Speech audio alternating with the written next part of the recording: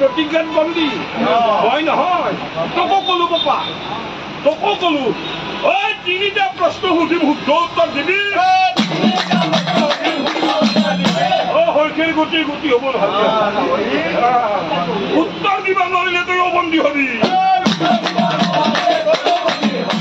উত্তৰ দিব নোৱাৰিলে তই বন্দী হবি কিন্তু ছাৰ প্ৰভু কৃষ্ণৰ আগত প্ৰশ্ন কৰিছিল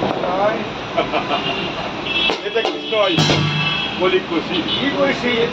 কৃষ্ণই বোলে যি প্ৰশ্ন সুধিবি তই মোক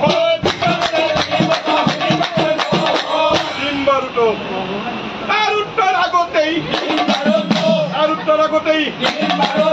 কোন কলি প্ৰথম প্ৰশ্ন কি আছিল প্ৰথম প্ৰশ্ন আছিল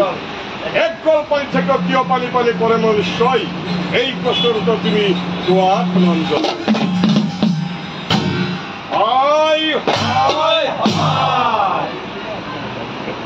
এক গল পানী থেকে কিয় পানী পানী কৰে মই নিশ্চয় এই প্ৰশ্নৰ উত্তৰ তুমি কোৱা ধনঞ্জয়